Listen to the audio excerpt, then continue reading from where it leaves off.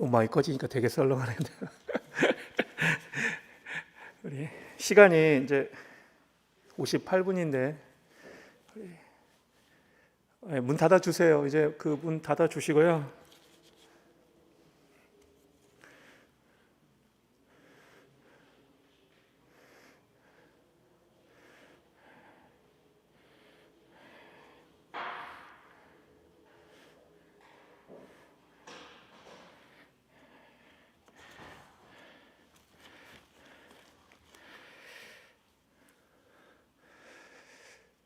자, 이제 그러면 우리 58분인데 우리 2시에 딱 시작하는 거죠?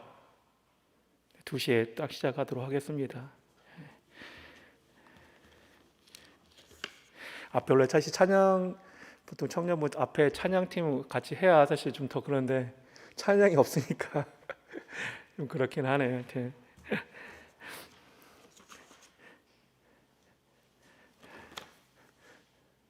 준비되면 저한테 큐 사인 주세요. 돼요? 네, 알겠습니다.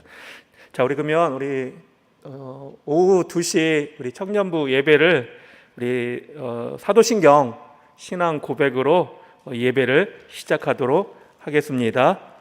전능하사 천지를 만드신 하나님 아버지를 내가 믿사오며 그 외아들 우리 주 예수 그리스도를 믿사오니 이는 성령으로 잉태하사 동정녀 마리아에게 나시고 본디오 빌라도에게 고난을 받으사 십자가에 못 박혀 죽으시고 장사한 지 사흘 만에 죽은 자 가운데서 다시 살아나시며 하늘에 오르사 전능하신 하나님 우편에 앉아 계시다가 저려서 산자와 준자를 심판하러 오시리라.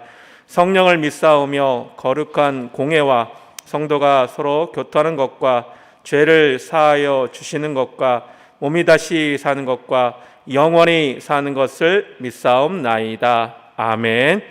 우리 송축해 내 영혼, 우리 같이 혹시 악보 같이 보시고 우리 송축해 내 영혼 우리 찬양하겠습니다.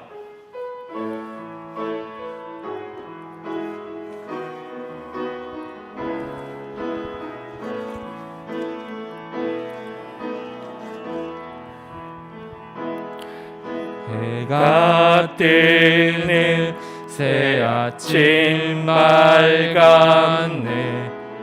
이제 다시 주님 찬양. 무슨 일이나 어떤 일이 내게 놓여도 저녁이 올 때 나는 노래해.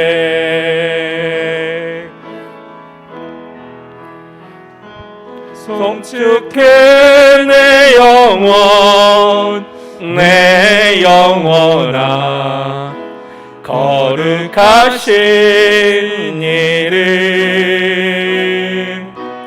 이전에 없었던 노래로 나 주님을 경배해.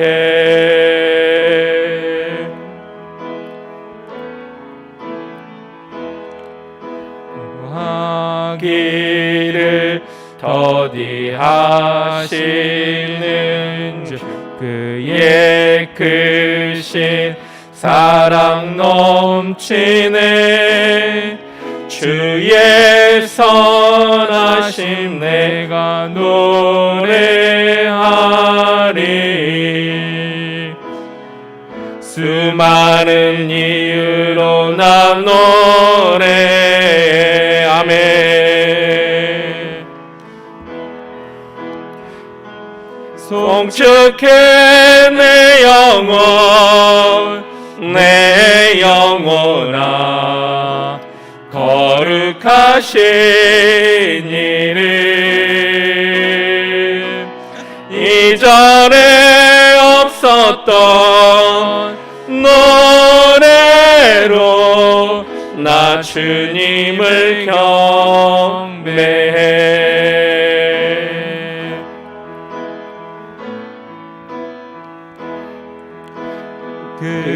그날에 나의 힘 다하고 나의 삶의 여정 마칠 때 끝없는 찬양 나 드리리라.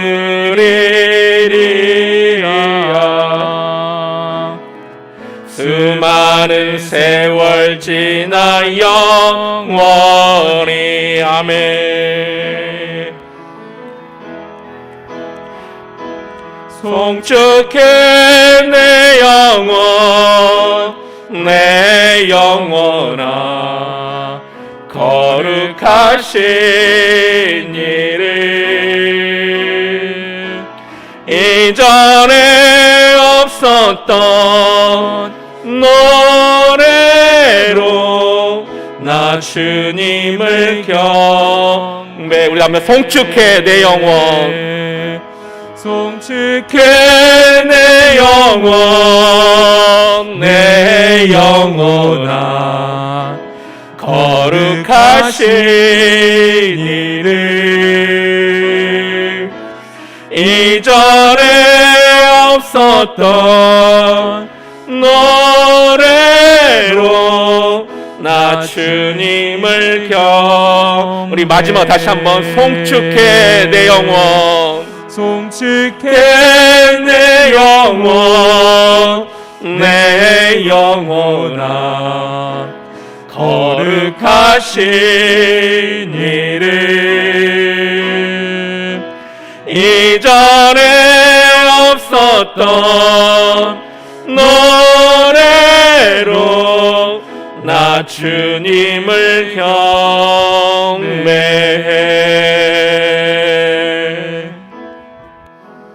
아멘. 우리가 주님을 찬양하고 주님을 경배하는 우리 모든 청년들 되시기를 바랍니다. 이 시간 우리 청년을 대표해서 우리 김병현 형제 나오셔서 기도 인도해 주시겠습니다.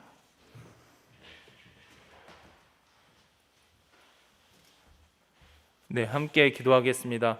하나님 감사합니다. 저희 이렇게 청년부 예배를 실시간으로 그리고 또 현장에 모여서 예배드릴 수 있게 허락하여 주신 것 진심으로 감사드립니다.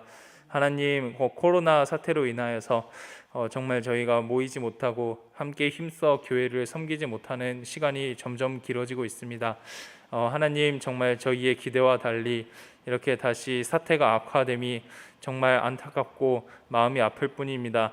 하나님, 저희가 하나님을 또 섬기고 하나님을 경배하는 것조차 우리의 힘과 능력으로 되는 줄 알았음을 이 시간 고백하오니 주님, 우리가 회개하고 정말 주님의 은혜만을 구하는 그런 성숙한 그리스도인으로 나아가는 이 시간이 되게 하여 주시옵소서. 하나님, 또 이 시간 기도합니다. 코로나 사태로 인하여서 정말 우리 청년들의 삶뿐만 아니라 많은 성도들의 삶이 어려워지고 있는 줄 압니다. 그리고 또 나아가서 많은 국민들의 삶이 어려워지고 있는 것을 우리가 알고 있습니다.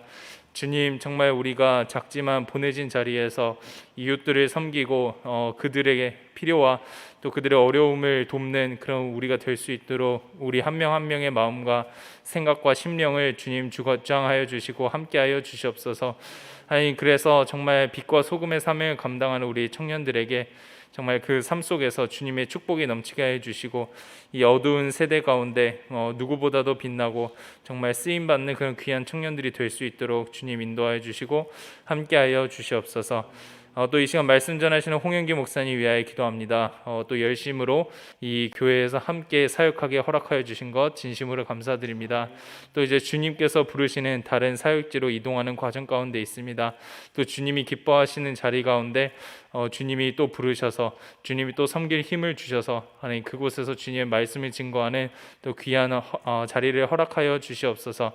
하나님, 그래서 그 입술을 통하여 열매를 맺는 그런 귀한 역사가 나타나게 하여 주시고 하나님, 또 그곳에서 또 그리스도의 제자를 양육하는 귀한 우리 목사님이 될 수 있도록 주님 축복하여 주시고 함께하여 주시옵소서.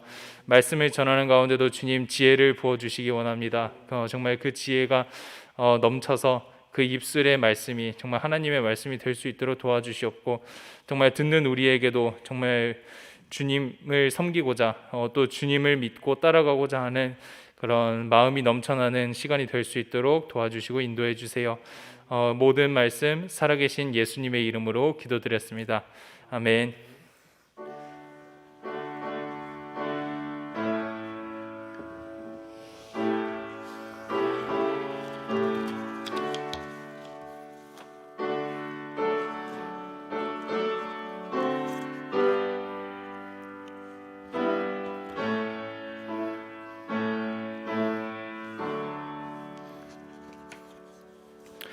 오늘 말씀은 우리 로마서 말씀입니다. 로마서 13장 8절에서 우리 14절까지 말씀입니다. 제 성경으로 257페이지, 258페이지에 있는데요. 로마서 13장 8절에서 14절까지 말씀 읽어드립니다.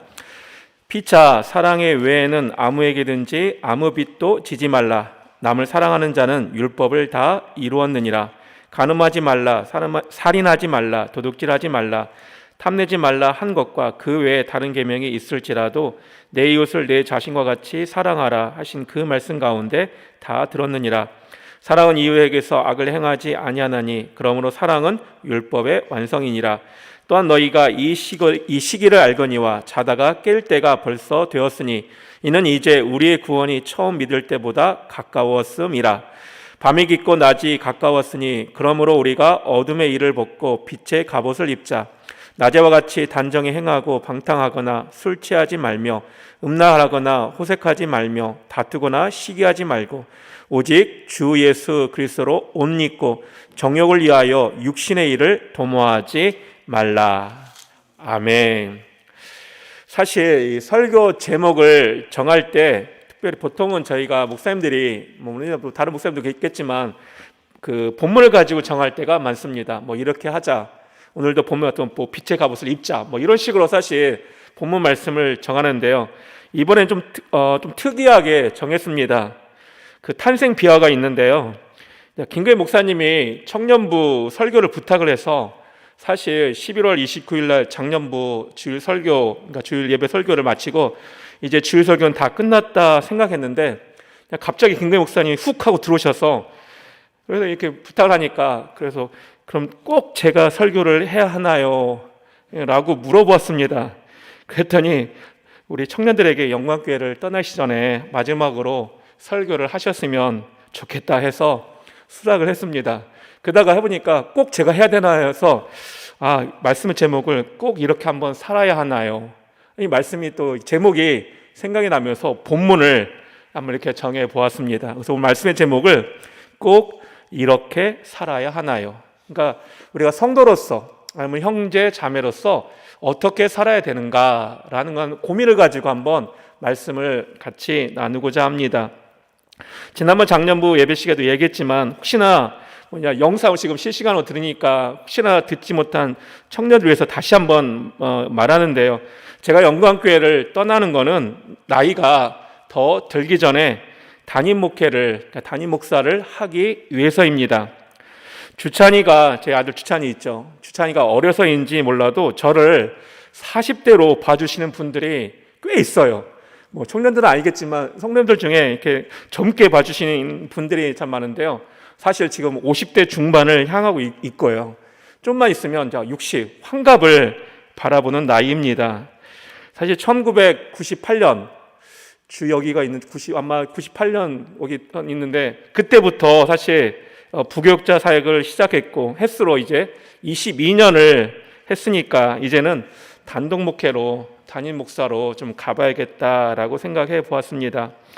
근데 다들 다 아시잖아요. 이 어려운 코로나 시대에 왜 나가시려고 하시나라고 물어봅니다.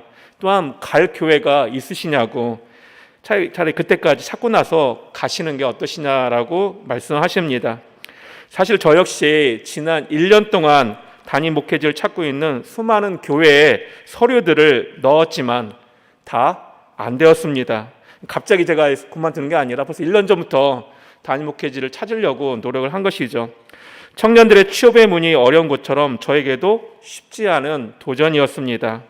아마 수백 대의 경쟁을 그러니까 담임 목회지가 난 교회에 있으면 아마 수백 명의 목사님들이 이렇게 신청을 해요.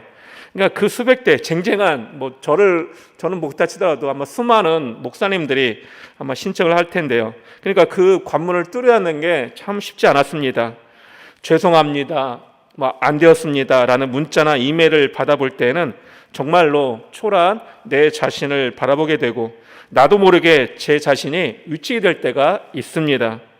물론 이런 예상을 하지 않은 것은 아니지만 그래도 내가 사역할 수 있는 교회 한 곳은 하나님께서 예배하지 않았을까 뭐 이렇게 생각을 했는데요. 지금까지 없습니다. 자, 그럼에도 제가 5년이나 사역하고 있고 저를 좋게 봐주시는 우리 청년들도 제가 얼굴도 다 단기 선교나 선교 가서 참 얼굴들이 정말 낯익고 반가운데 제가 왜 이 교회를 그만두는 것은 여기에 안주하지 않고 도전을 하고 싶기 때문입니다. 아마 영광교회를 나가는 순간부터 저에게는 정말로 어려운 아마 순간들이 찾아올 것입니다. 당장 뭐 경제적인 압박을 아마 받을 것입니다.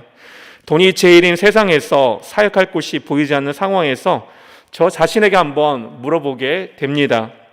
꼭 목사로 살아야 하나? 꼭 목사로 제가 살아야 하나? 라는 질문을 한번 해보는데요.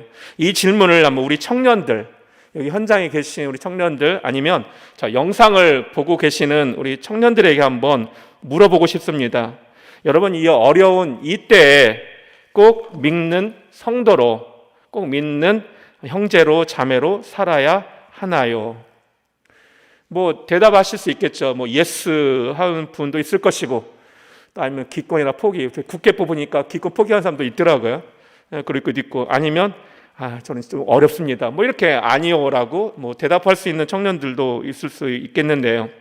이 질문에 대한 대답을 우리가 성경 여러 곳에 있지만 오늘은 우리가 읽은 이 로마서 본문에서 찾아보자 합니다. 우리 한번 11절 말씀, 로마서 아까 13장 우리 했잖아요. 13장 우리 11절 말씀 우리 한 목소리로 같이 한번 읽어 보겠습니다. 11절. 자, 시작.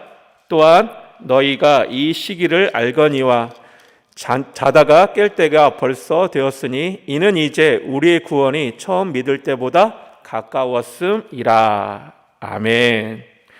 자, 시기, 여기 이 시기를 안다라고 나와 있죠. 자, 여기 이 시기라는 단어는 요사이 그 드라마 제목으로도 보니까 나오고 있더라고요. 이 카이로스라는 이 단어인데요. 자, 시간이라는, 그러니까 뭐 시간이라는 단어 쓰는 말이 또 있는데요. 자, 크로노스라는 단어입니다. 자, 크로노스, 이 시간이라는 이 말은 연대기적으로 흐르는 시간을 뜻할 때, 그러니까 즉 어떤 일이나 사건들이 그냥 뭐 일어나지 않고 그냥 지나가는 시간들, 그 시간들을 이 크로노스라고 합니다. 크로노스는 시간인데요. 자, 근데 그와 반대되는 이 카이로스, 아까 우리 시기라고 했을 때 이 카이로스라는 이 단어는 어떤 특성을 가진 개념의 시간을 말합니다. 그러니까 예를 들어 여러분들이 수없이 지나가는 그 크로노스 시간 속에서 어떤 특별한 일들이 일어난 시간을 말할 때 바로 이때 이 카이로스라는 단어를 사용하는데요. 가령 우리가 오늘 2020년 오늘이 12월 13일이죠. 오늘 13일에 태어난 아이들 아니면 돌아가시는 분들 아마 그분들에게는 특별히 카이로스의 시간이 될 것입니다. 우리한테 그냥 풍부하게 지나가는 시간들이지만 어떤 사람들에게는 굉장히 특별한 시간이 될 때 이 카이로스라고 하는데요. 그래서 본문에서 말씀하는 이 시기란 바로 마지막, 그냥 흘러가는 시간이 아니라 마지막 종말의 때를 말합니다. 자, 마지막 종말을 우리가 두 가지로 볼 수 있는데요. 하나는 개인적인 죽음을 맞이하는 종말을 이야기하고요. 다른 하나는 주님의 재림으로 인한 세계적인 종말을 말합니다. 저는 목사가 되어서 참 수많은 죽음을 보게 되었습니다. 뭐 잘 아시다시피 성도님들이 자리가 다 이렇게 자기 자리들이 있고요. 또 저기 뭐 주부함이라는 그 이름들이 있어요. 근데 성도님 한 분 한 분이 떠나실 때 그 주부함의 이름을 뺄 때나 또 자리, 그 빈자리를 보게 될 때 한 분 더 한 분씩 사라지는 것들을 이렇게 보게 됩니다. 자, 12월 초에는 제가 그렇게 살기를 소원했던 한 집사님이 돌아가셨습니다. 나이도 저보다 6살 위였으니까 뭐 한창 일할 나이죠. 비록 암 말기의 환자이셨지만 천국에 대한 소망, 또 구원에 대한 확신, 또 사명이 있기 때문에 30번에 넘는 항암 치료를 받으셨습니다. 보통 사람들은 10번 항암 치료 받으면 포기하고 못 하시는데 30번에 걸친 항암 치료를 받으시면서 돌아가시 전까지도 일을 하셨기 때문에 일을 정말 왕성하게 하셨어요. 암 환자라고 믿기지 않을 정도로 그렇게 일을 하셨습니다.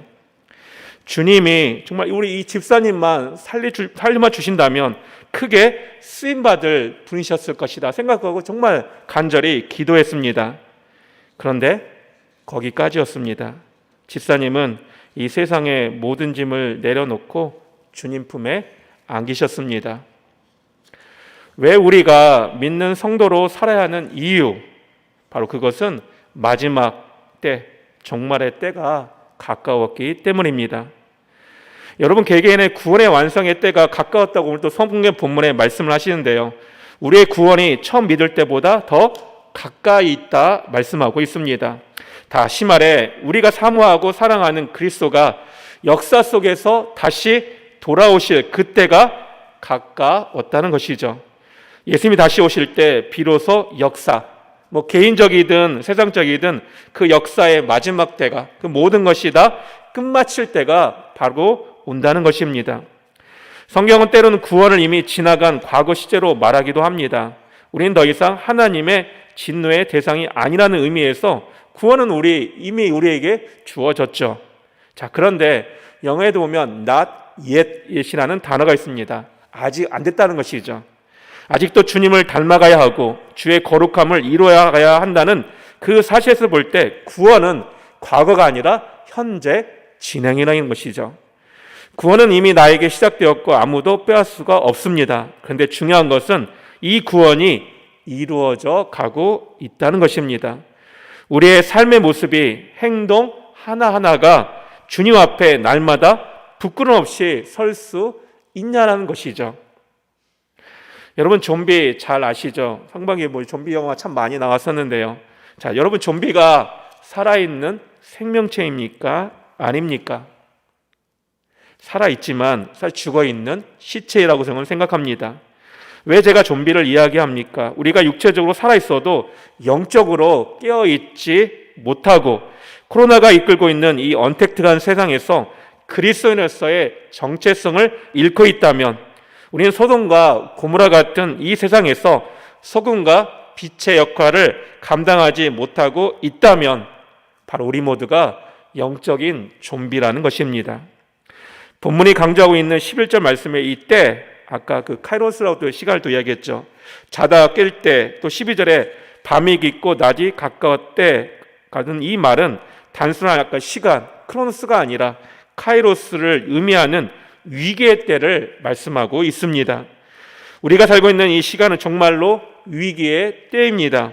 그러므로 이 시대의 위기성과 우리 자신의 위기성을 얼마나 감지하고 있는지 주님 앞에 서서 정말로 내 삶을 결산하고 주님의 심판대, 어떻게 우리가 마지막에 섰을 때 우리가 매우 부끄러운 존재로 나타내게 될지 모른다는 그런 사실 앞에 우리 스스로가 두렵다고 느끼면서 부끄러운 옷을 벗고 새로운 옷을 입어야 한다는 것이죠. 그래서 본문 12절에 보시면 빛의 갑옷을 입자라고 했습니다. 14절 또 보니까 그리스도의 옷을 입으라고 했습니다.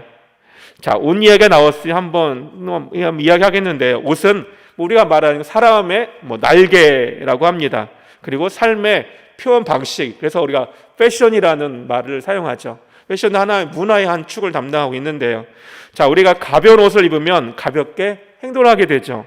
무거운 옷을 입으면 무겁게 행동하고, 좀 야한 옷을 입으면 야하게 행동하게 되고, 또 거룩한 옷을 입으면 거룩한 행동이 나온다는 것이죠. 우리가 편한 옷을 입으면 편하게 늘어지고 있게 싶죠. 또 저같이 이렇게 정장을 입으면 아마 정장다운 행동을 하고 싶어지는 동기가 부여되는 것을 보게 됩니다. 아침에 우리가 옷을 입고 나올 때, 저는 사실 그냥 대충 아내가 준비한 대로 그냥 입혀주는데, 또 우리 여성분들, 패션을 좋아하는 남성분들은 어떤 옷을 입어야 될까? 아마 그것을 괜히 골라가는 아마 그런 것이 시간이 있는데요. 자, 그 옷은 하루의 삶을 지배하는 상징이 되기 때문에 아마 옷을 고른다는 것이죠. 그 옷이 우리 삶의 한 부분이 되고 우리 존재의 한 부분이 되고 그 옷이 우리 자신을 표현할 수도 있다는 것입니다. 어떤 경우에는 그 옷이 우리를 지배하기도 합니다. 그래서 옷은 매우 중요하다는 것이죠. 예수 그리스도로 옷을 입으라는 이 성경의 말씀은 그리스도가 내 삶의 표현이 될 수가 있어야 한다는 것입니다. 그리스도를 나타내고 그리스도의 의와 사랑과 자비와 온유와 또한 그분의 그 영광을 드러내는 삶을 살 수 있어야 한다는 것입니다. 다 대영제국 아시죠? 해가 지지 않는 그 나라, 역사에서 우리가 배웠을 텐데요.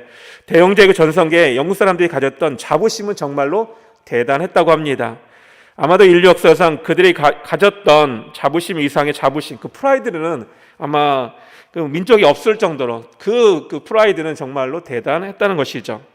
그 당시 영국의 지배를 받았던 모든 나라들은 바로 영국처럼 되는 것이 꿈이요, 바로 소원이었다고 합니다. 그들의 구별된 삶을 보여주기에 매일같이 하는 몇 가지의 일이 있었다고 하는데요. 그러니까 영국 사람들이 한 몇 가지 일들이 있었는데, 첫째가 냄새를 풍기지 않게 날마다 목욕을 했다고 합니다. 목욕을 날마다 자기 몸을 깨끗하게 위해서 목욕을 했다는 것이죠. 둘째는 정장을 했다고 합니다. 깨끗한 옷을 입었다는 것이죠. 셋째는 똑바로 걷는 것입니다. 지금도 영국에서는 경찰이 뛰지 않고, 저 영국을 가보지 않아서 근데 진짜 뛰지 않고 할까 생각이 드는데요. 뛰지 않고, 혹시 전쟁 때는 포화 속에서도 군인이 엎드리지 않고 꼿꼿이 서서 싸웠다고 합니다. 그렇게 영국 사람들은 똑바로 서서 이걸 했다고 하는데요. 자, 마지막 중요한 게 있는데요. 네 번째 보니까 날마다 자기 영혼의 양식을 위해 조금이라도 책을 읽었다고 합니다.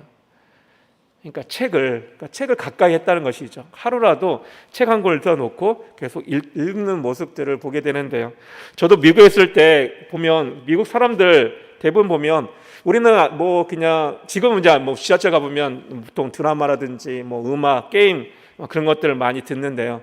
미국에 있을 때 보면 버스나 뭐 지하철 타면 많은 분들이 책을 들고 읽는 모습을 많이 보게 됩니다. 그러니까 선진국일수록, 그러니까 나라가 꼭 돈이 많아서 선진국이 아니라 그 나라 국민이 얼만큼 책과 또 그런 것, 문화를 가까이 하에 따라서 아마 그 나라의 어떤 그것이 결정이 되는데요. 바로 영국도 그 국민들이 책을 가까이 했다는 것이죠. 이것이 바로 대영 제국 국민들의 자부심이었습니다. 자, 우리는 이런 교훈, 그러니까 영국 사람이 했던 자부심을 우리 하나님의 백성이 이 정도의 자부심만 가질 수 있다면 아마 이 사회, 이 나라가 많이 달라지지 않았을까 생각되어집니다. 하나님의 백성답게, 구원받은 백성답게 살기 위해 거룩한 말씀을 읽고 또한 말씀에 합당하게 살도록 자신의 삶을 책임진다면 아마 오늘 우리 사회는 반드시 변화될 것입니다. 밤이 깊고 낮이 가까워지기 시작합니다. 그러니까 우리가 어두움에 이를 벗고 빛의 갑옷으로 바꾸어 입을 때라는 것이죠. 그래서 더 우리가 열심히 주님께 가까이 나오고 말씀의 갑옷을 입고 어둠 가운데 돌진하여 밝은 빛을 비추는 우리 형제 자매들이 되어야 할 것입니다. 마지막으로 우리가 성도로 살아가야 하는 이유, 우리에게 사랑의 빛이 있기 때문입니다. 우리 8절 말씀으로 다시 가보겠는데요. 로마서 13장 8절 말씀입니다. 우리 같이 우리 한 목소리로 읽어보겠습니다. 8절 말씀 시작. 피차 사랑의 빛 외에는 아무에게든지 아무 빛도 지지 말라. 남을 사랑하는 자는 율법을 다 이루었느니라. 아멘. 자, 여기서 빛에 대한 빛, 여기 빛이 아니라 빛이죠. 우리 빛에 대해서 나오는데요. 바로 여기서 우리가 엄밀하게 보면 우리의 인생은 하나의 부채다라고 생각되어집니다. 여러분, 부모에 태어날 때부터 우리는 갚을 수 없는 부채를 안고 태어나는데요. 내가 노력해서 세상에 태어나지 않았습니다. 내가 잘나서 태어난 것도 아니겠죠. 원해서 태어난 것도 아닐 것입니다. 우리 어머님들이 아이를 잉태하면, 임신하게 되면 거의 10개월 동안 많은 고생을 하게 되죠. 그런 모든 것들이 어떻게 보면 부채라는 것입니다. 자, 우리 어머님들은 해산의 고통을 겪으면서 바로 우리 자녀들을 세상에 태어나도록 해주죠. 뿐만 아니라 성장해서 스스로 자립할 수 있는 성숙한 사람이 될 때까지 우리는 아마 부모님의 도움을 받지 않을 수 없습니다. 물론 여기 있는 청년들 독립해서 부모의 도움 없이 하는 형제 자매들도 물론 있겠지만 대부분들이 아마 부모의 도움을 다 받고 있을 거라고 생각되어집니다. 양육비, 교육비, 의료뿐만 아니라 돈으로 계산할 수 없는 부모의 사랑이 다 여기에 포함되는 것이죠. 이것이 다 부채입니다. 내가 이곳에 있는 것이 내가 잘나서 있는 것이 아니라는 것이죠.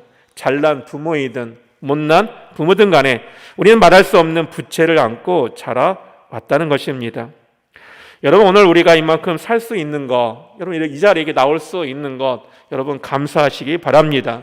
여러분 축복이라는 것이죠. 어찌 여러분 혼자 이렇게 될 수가 있었겠습니까? 여러분 주위, 저희 주변도 마찬가지죠. 좋은 스승이 있었고 좋은 이웃이 있었고 친구들이 있었습니다. 그분들이 모두 저를 도와서 제가 여기까지 왔다고 생각합니다. 그러니까 우리 모두의 인생은 저를 포함해서 여러분 여기 있는 계신 청년들 모든 인생은 어떻게 보면 하나의 부채라는 것이죠. 내가 잘나서 여기까지 온 것이 아니라 누군가의 희생으로 여기까지 온 것이라는 것입니다. 자, 구원에 관해서도 마찬가지인데요. 자, 여러분 구원 받는 일에 대해서 여러분 한 것이 있으십니까? 아무것도 없습니다. 나의 선행, 나의 노력, 나의 구원에 도움을 주지 않았다는 것이죠. 이는 전적으로 하나님이 우리를 사랑하사 자기 아들 독생자 예수 그리스도를 세상에 보내셔서 바로 십자가에 죽게 하심으로 우리가 구원받은 것입니다. 우리가 한 것이라는 아무것도 없다는 말씀입니다. 이것이 우리가 받은 구원인데요. 그래서 사도 바울은 우리가 구원받아 하나님을 믿는 사람이라면 피차 사랑의 비 외에는 아무 빚도 지지 말라라고 말씀하시는 것입니다. 피차 사랑의 비 외에는 아무 빚도 지지 말라. 그러니까 우리는 지금 이 말을 또 한번 생각해 보면 우리에게는 사랑의 빚이 있다는 것이죠. 그러니까 여기서 한번 우리가 몇 가지 교훈을 찾을 수 있는데요. 첫째, 이 말씀은 사랑을 받은 사람, 구원받은 사람에게 주시는 말씀인데, 사랑받은 일이 없는 사람은 남을 사랑할 줄 모릅니다. 여러분이 정말 예수 그리스도를 말미암아 감당할 수 없는 정말 큰 구원을 받았고 그 구원이 정말로 진짜라면 우리는 다른 사람을 용서하고 사랑할 수밖에 없다는 것이죠. 마태복음 18장 23절에 예수님이 이런 비유를 아마 여러분 많이 들으셨을 텐데요. 한번 다시 들려드리겠습니다. 어떤 주인이 있었죠. 그에게 1만 달란트 빚진 종이 있었습니다. 자, 1만 달란트, 1달란트가 있는데 여기 또 데나리온이라는 또 단위가 화폐 단위가 나오는데요. 자, 원 데나리온은 다시 참고로 말하면 원 데나리온은 노동자의 하루 품삯. 그러니까 여러분들 알바를 하시든 여러분 할 때 시간당 시급으로 받다 계산하시잖아요. 그때 우리가 열심히 일을 했을 때 받는 그 품삯을 1 데나리온. 쉽게 말하면 5만 원, 6만 원, 7만 원 이렇게 한번 생각해 볼 수 있는데요. 자, 그게 바로 1 데나리온. 그러니까 하루 품삯, 열심히 일해서 받는 노동자의 품삯이 1 데나리온이고요. 1 달란트는 20kg, 40g의 금 무게를 말하는데요. 그러니까 이게 1 달란트를 6천 데나리온이라고 합니다. 그러니까 6천 데나리온. 그러니까 6천 데나리온이니까 다시 계산하면 16년 품삯.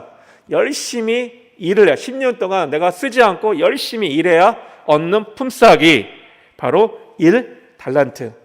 그러니까 오늘날로 돈을 다시 한번 환산하면 한 4억 10년 동안 열심히 더 안 먹고 안 쓰고 그게 모아서 넣는 원을 1 달란트라고 합니다. 자, 근데 1달란트가 문제는 1만 달란트입니다. 1만 달란트. 빚진 종이 있었는데요. 그 종을 불러서 하도 빚이 많으니까 그 빚을 갚으라고 합니다. 근데 당연히 갚을 능력이 없겠죠. 그래서 이 종이 정말로 주인님 참아주세요. 제가 꼭 갚겠지만 지금은 어떻게 할 방법이 없습니다 라고 말하자 주인이 이 종을 불쌍히 여기는 마음이 생겨서 1만 달란트의 빚을 탕감해 주었습니다. 엄청난 거죠. 도저히 아마 자기 때에서도 못 갚을 것이고 아마 자기 자녀들 계속 대대에서도 갚을 수 없는 엄청난 빚을 그냥 탕감해 주었습니다. 자, 이 빚을 탕감받은 종은 너무나 기쁘고 즐거웠겠죠. 그래서 이제 종이 주인의 집에 나오다가 자기의 동관을 만나는데, 자, 이 동관은 그에게 100 데나리온, 아까 원 데나리온이 하루 품삯이라고 했죠. 그러니까 100 데나리온의 돈을 그 빚진 동관을 만날 때, 자, 당장 그 빚을 갚으라라고 이야기합니다. 자, 이 동관이 이제 아마 빌었겠죠. 손과 발이 빌도록 빌면서 사정을 했지만 1만 달란트 빚을 탕감받은 종은 백데나리온 빚진 동관의 멱살을 잡고 아마 감옥에 쳐 넣습니다. 자, 옆에서 이것을 모두 본 다른 동관이 그 주인을 찾아가서 이 모든 사실을 말하게 됩니다. 이때 그 주인이 듣고 화가 나죠. 그 종을 불러서 이렇게 이야기합니다. 악한 종아, 내가 네게 빌기에 그 많은 그 1만 달란트의 빚을 탕감해 주었거늘 내가 너를 불쌍히 여긴 같이 너도 내 동관을 불쌍히 여기는 것이, 그러니까 100데나리온 진 거 그냥 탕감해 주면 될 텐데 그렇게 하지 않는 것이 마땅하지 아니하냐라고 말하면서 감옥에 다시 집어 넣었다는 것입니다. 사랑하는 우리 형제 자매 여러분, 우리는 이 비유의 말씀을 꼭 가슴 깊이 새겨야 할 것입니다. 여러분이 사랑을 받았다면 남에게 사랑을 베풀어야 되지 않겠습니까? 우리는 정말 1만 달란트에 대한 주님의 사랑을 엄청 받았다는 것이죠. 그래서 우리는 그 받은 사랑을 베풀어야 한다는 것입니다. 어떤 사람은 태어날 때부터 좋은 부모님과 부유한 가정에서 자란 사람들이 있습니다. 정말 그분들은 감사하셔야 합니다. 세상에 많은 사람이 얼마나 고생하는지 아시겠죠. 여러분 손 하나 까딱하지 않아도 되는 환경에서 만약 살았다면 가난한 자를 생각해야 되고, 또 우리가 머리가 좋아서 공부를 잘했다면 그렇지 못한 사람들도 생각해 주어야 한다는 것입니다. 특혜를 받은 사람은 특혜를 받지 못한 사람들을 생각해 주어야 한다는 것이죠. 이것이 하나님의 명령입니다. 우린 적어도 받은 것의 10분의 1의 사랑은, 우리가 11조 잘 아시죠? 우리가 받은 물질의 10의 1조를 우리가 드리지 않습니까? 근데 물질도 중요하지만 우리는 받은 것의 10분의 1의 사랑을 남에게 베풀 줄 알아야 한다는 것이죠. 두 번째로, 사랑이란 갚아도 다 갚을 수 없는 빚, 그러니까 부채라는 사실입니다. 사랑의 정의는 갚을 수 없는 빚이라는 것이죠. 미완성의 빚입니다. 사랑은 갚으면 갚을수록 더 커진다는 것이죠. 다 끝난 사랑은 없습니다. 진짜 사랑은 하면 할수록 더 빚이, 그러니까 부채가 많아진다는 것입니다. 로마서 1장 14절에 사도 바울은 헬라인이나 야마인이나 지혜 있는 자나 어리석은 자에게 내가 다 빚진 자라고 표현합니다.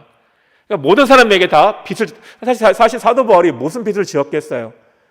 복음의 빚을 졌다라고 고백을 합니다. 크리스찬은 빚쟁이입니다. 여러분, 신용 불량자를 한번 살아보신 아마 경험이 없으실 것 같은데, 만약에 내가 신용 불량자가 된다면 굉장히 어려울 거라 생각합니다. 빚을 갚아야 한다는 그 압박감은 말할 수가 없는데요. 우리가 잘 아는 드라마나 영화에서 보면 빨간 딱지 다 띄잖아요. 집에 모든 귀중한 것들을 다 띄고 사채업자들이 사람들이 몰려와서 갚아내라, 너희 아빠 어디 갔냐, 왜 돈 안 내냐, 이런 것들 하면 정말로 아마 굉장히 힘든 생활을 할 수가 있는데요. 어떤 사람은 세상에 제일 비참한 것이 죄의식이고 또한 빚쟁이에게 시달림을 받는 것이다 라고 말합니다. 그렇게 어려운 것이죠. 빚진 자는 늘 죄인처럼 고개를 들지 못하고 사는 것입니다. 그것이 빚쟁이의 삶이라는 것인데요. 자, 우리는 영적인 복음의 빚진 자로서 내가 복음을 전해줘야 할 사람들이 많기 때문에 늘 우리가 빚쟁이같이 느껴져야 한다는 것이죠. 그래서 우리는 정말 열심히 살아야 합니다. 여러분, 예수 믿는 사람들은 빚진 마음으로 정말로 살아야 한다는 것이죠.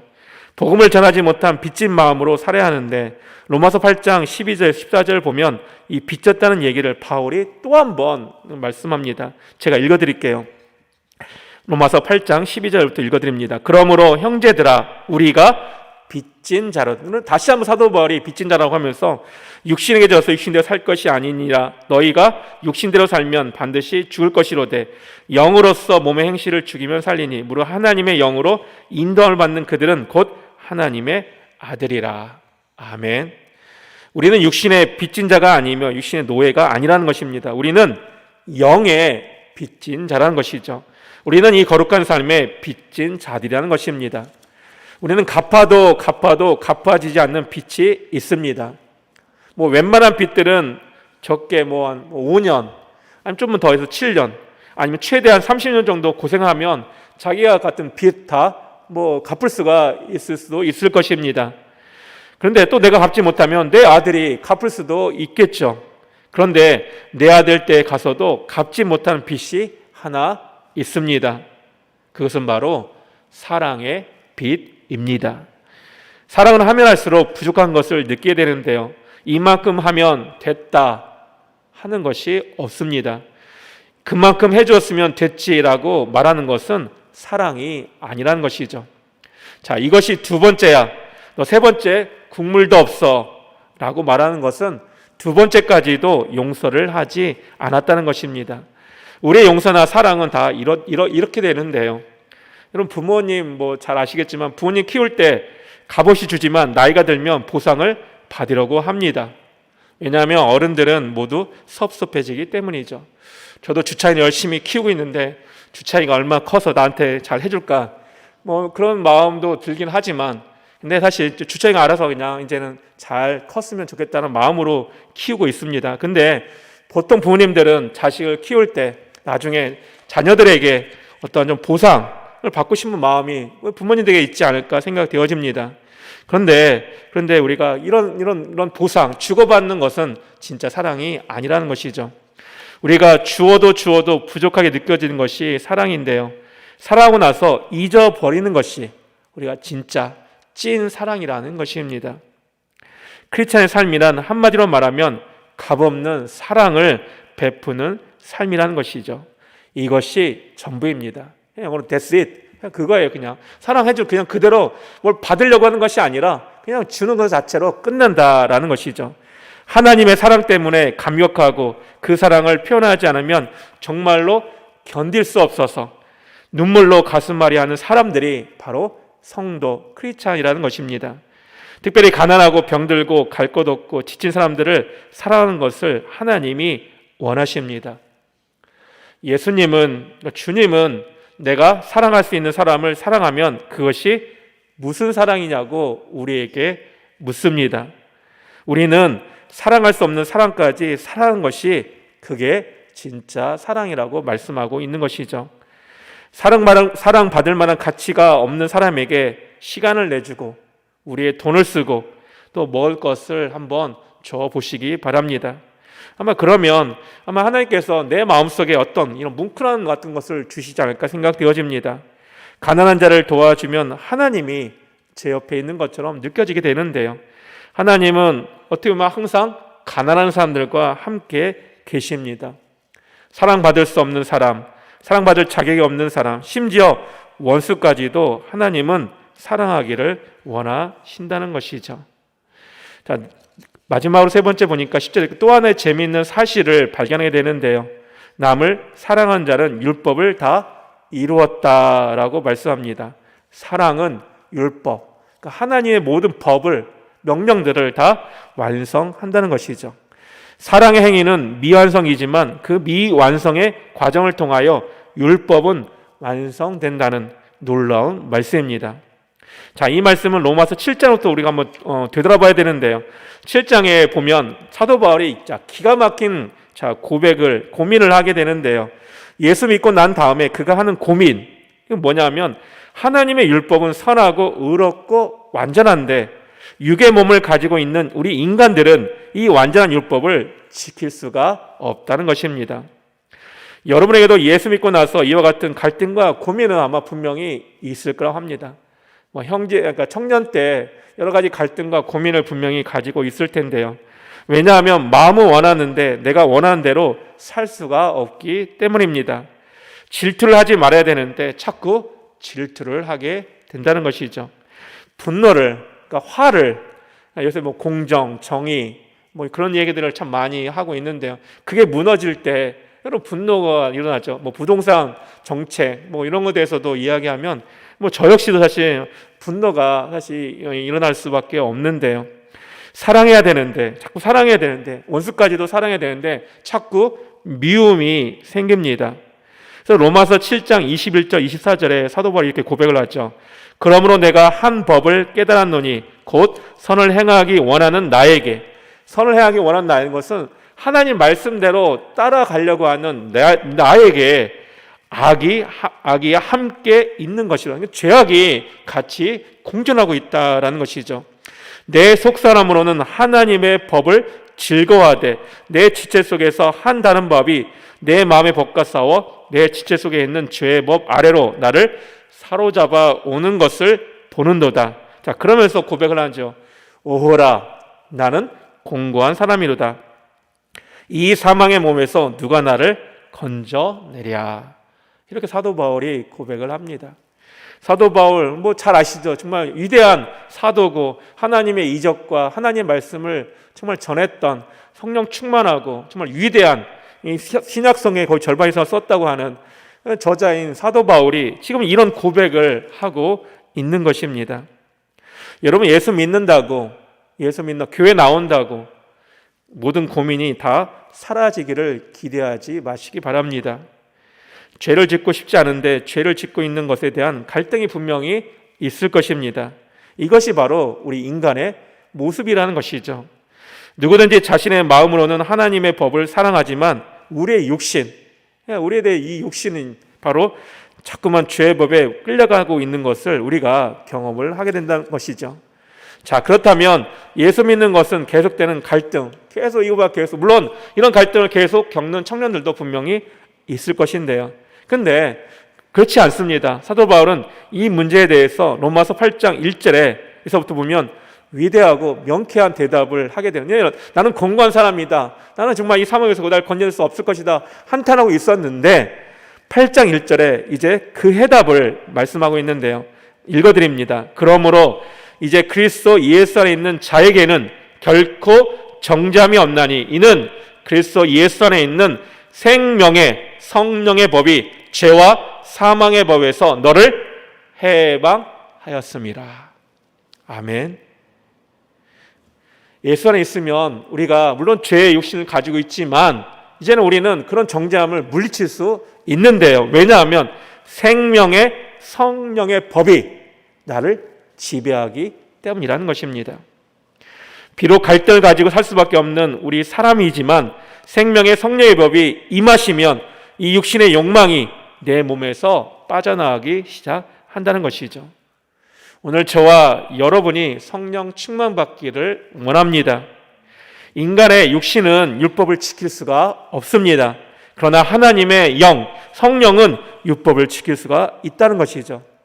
여러분이 갈등을 느낄 때마다 여러분 혼자 헤어내려고 애쓰지 마시기 바랍니다. 여러분 힘으로, 능력으로, 경험으로, 지식으로 절대 헤어나올 수 없습니다. 종교로, 다른 종교로도 절대 안 됩니다. 방법은 단 한 가지, 성령을 사모하시기 바랍니다. 나의 실수와 부족함과 한계를 고백하면서 하나님께 항복해야 돼요. 기법하셔야 돼요. 내 능력으로 하는 것이 아니라 주여 나는 할 수 없습니다. 내가 내 마음껏 내 힘으로 해봤더니 안 됩니다. 주님, 성령님, 저를 도와주십시오라고 말할 때 성령님께서 내 안에 역사하셔서 그 육신의 모든 것을 몰아내기 시작한다는 것이죠. 육의 생각을 깨버리기 시작한다는 말씀입니다. 그때 우리에게 성령으로 말미암아 하나님의 법을 섬길 수 있는 영적인 능력을, 성령의 능력을 부어 주신다는 것이죠.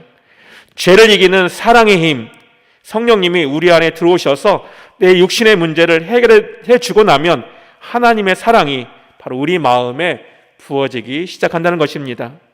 자, 그런데 그것을 끝나면 우리는 다시 육신으로 돌아가게 됩니다. 하나님의 사랑이 부어질 때 그 사랑을 붙잡아야 한다는 것이죠. 그리고 사랑으로 행동하고 살기 시작하면 어렵고 힘들고 고통스러웠어도 성령 충만한 삶을 살 수 있게 됩니다. 우리가 예수 믿다가 회의가 생기고 갈등이 생기는 우리 청년들 있겠죠. 근데 한번 그런 청년들 한번 하나님께서 주시는 그 마음을 가지고 전도를 해보시기 바랍니다. 저는 특별히 선교를 많이 가게 되는데요. 선교 때 정말 하나님 말씀을 전한, 물론 언어가 다르기 때문에 참 쉽지 않은 부분이지만 이 전도, 선교하게 되다 보면 그런 모든 해이나 그런 갈등이 사라지게 되는 경험들을 참 많이 하게 됩니다. 왜냐하면 우리가 전도하면서 사실 나도 고민이 많아, 갈등이 많아, 내가 왜 예수를 믿어야 할까, 이런 말을 하지 않잖아요. 우리 예수 믿어야 됩니다. 예수를 믿어야만이 영생을 얻습니다. 예수님 하나님은 살아계십니다 라고 외치게 되죠. 그럴 때 성령이 역사하신다는 말씀입니다. 그래서 다시 육신의 삶으로 돌아갈 기회를 주지 않습니다. 성령이 임하면 사랑의 행동을 하시기를 바랍니다.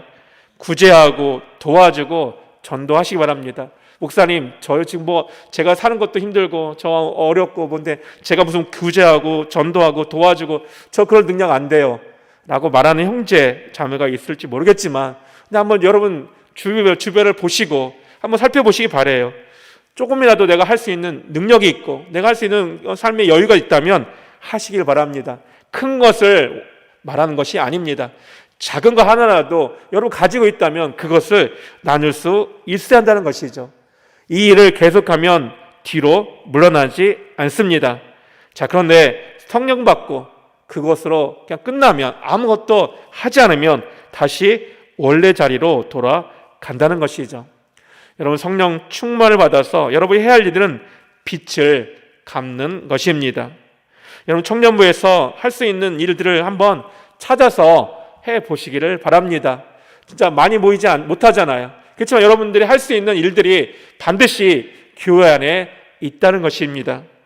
몸으로 봉사할 수 있으면 몸으로 봉사하시기 바랍니다. 또 여러분 달란트가 있으면 달란트로 봉사하시기를 바랍니다.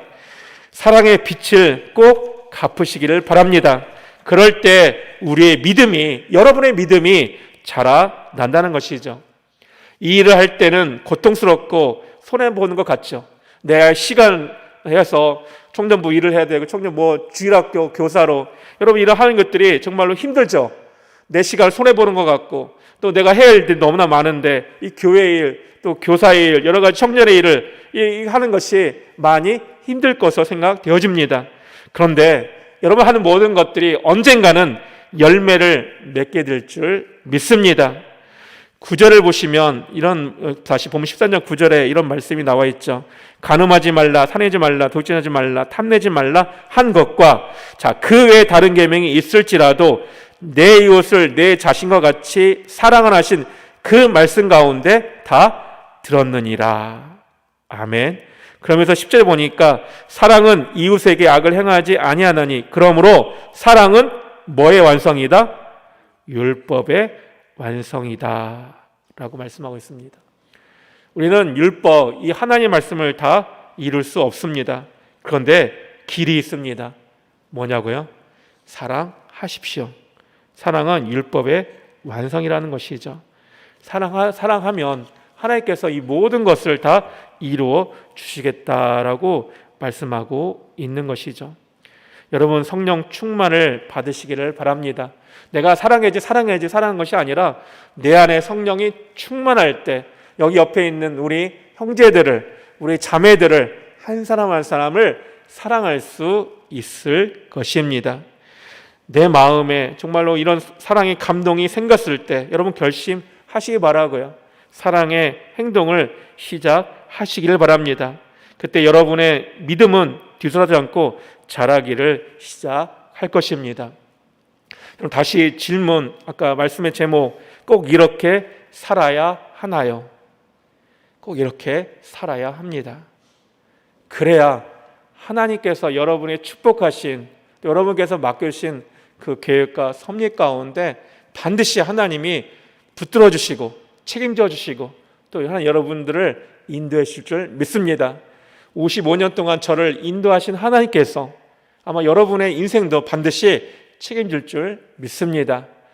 여러분 꼭 믿음으로 말씀으로 승리하면서 이 정말 코로나 시대 언제 어떻게 힘들고 어려운 상황 속에 있지만 반드시 믿음으로 승리하며 살아가시는 우리 모든 형제 자매님들 다 되시기를 주님의 이름으로 축원합니다. 아멘. 우리 찬양 은혜 아니면 찬양하면서 여러분 준비하신 헌금 하시겠습니다. 우리 은혜 아니면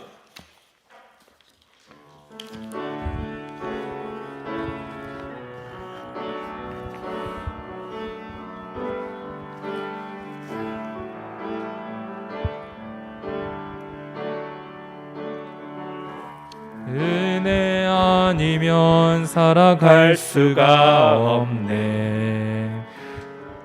호흡마저도 다 주의 것이니 세상 평안과 위로 내게 없어도 예수 오직 예수뿐이네.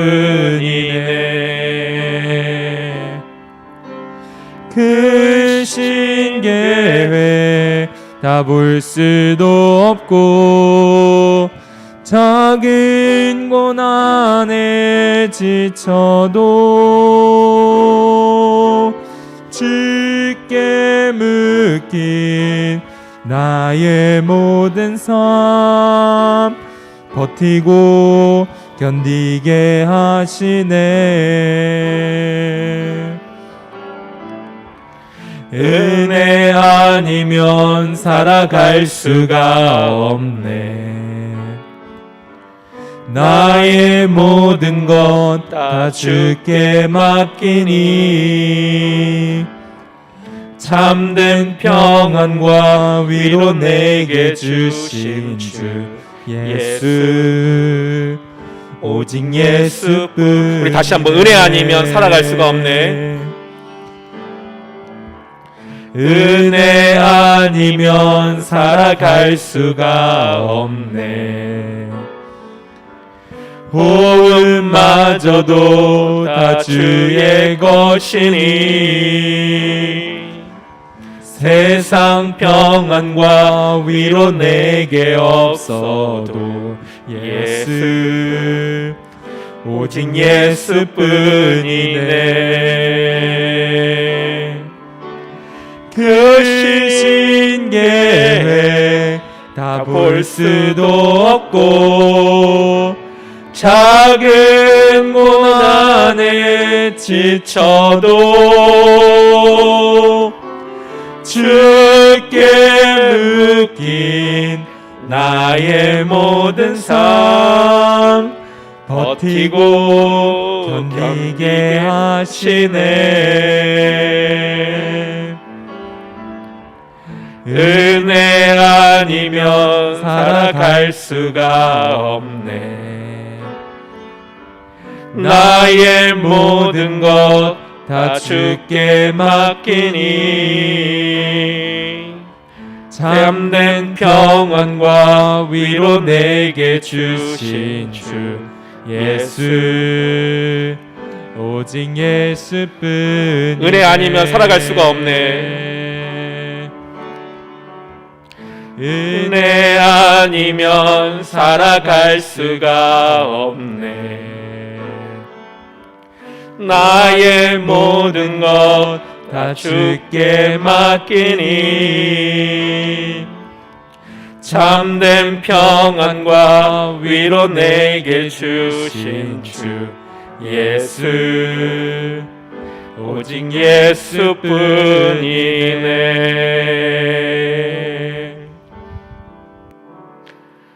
아멘. 여러분 정말 주 예수뿐입니다. 세상 어떤 헛된 거 구하지 마시고, 물론 세상 힘들고 어려운 삶들이 분명히 있지만 여러분 은혜를 구하시기 바랍니다. 주님의 은혜가 반드시 여러분 삶 속에서 있습니다. 항상 구하고 힘들 때, 어려울 때, 또 주님의 은혜를 구할 때 하나님이 반드시 지켜주실 것이고요, 또 참된 평안과 위로를 여러분에게 반드시 주실 것입니다. 꼭 예수만 붙들고 살아가시는 여러분 다 되시길 바랍니다. 우리 헌금을 위해서 기도하고 축도로 마치도록 하겠습니다. 하나님 아버지, 그렇습니다. 예수뿐입니다. 우리가 어떻게 살아야 될지 고민할 때 하나님 정말 주님이 보이지 않을 때가 참 많습니다. 말씀은 하나님 들려오는데 하나님 그 말씀대로 세상이 작동되지 않은 것처럼 보입니다.